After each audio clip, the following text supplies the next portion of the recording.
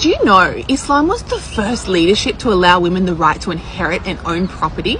Meanwhile, in England and USA, they saw women as property until the 20th century. How does that work? This has nothing to do with the Bible or the Quran. In fact, in the Bible, which was written thousands of years before the Quran, we've got the Proverbs 31 woman who was the breadwinner of her house. She went buying property without her husband's permission. She went out working.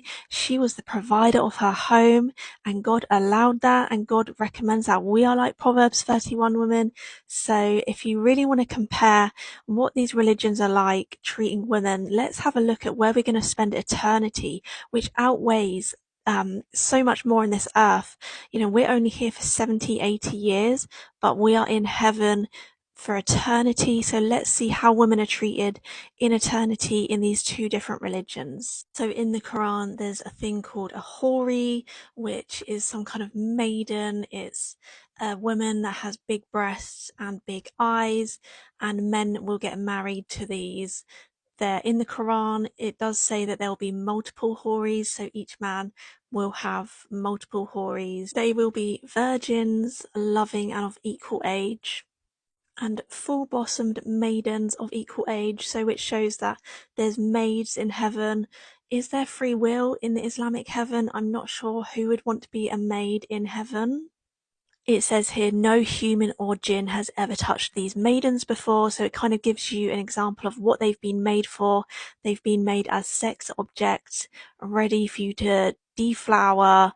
I mean, what kind of idea does that give you of heaven? It really sounds like a sex party, brothel place. Where is the glory of God in this? So this is what the men get promised in heaven, but it doesn't say the same for women. The only thing that it says about women in the hadiths is that they get made to be young virgins again. So old women won't be in heaven. It will just be young virgins. So that kind of gives you an example of maybe what they're going to be used for in heaven. But this is what Jesus says about heaven in the Bible. For when the dead rise, they will neither marry nor be given in marriage. In this respect, they will be like the angels in heaven. When we are finally one with the Lord in heaven, He will be all we need. He will satisfy every desire. Yes, we will still have fellowship with everyone, but there will be no marriage, there will be no sex, because God is enough for us. This is such a serious choice, guys. Where would you rather spend eternity? Somewhere that is just and where everyone is treated fairly and respectfully and we're not used as sex objects? Or do you want to go somewhere that kind of sounds like hell to me? It sounds like a sex party. It sounds like a brothel. It doesn't sound like a nice place to go.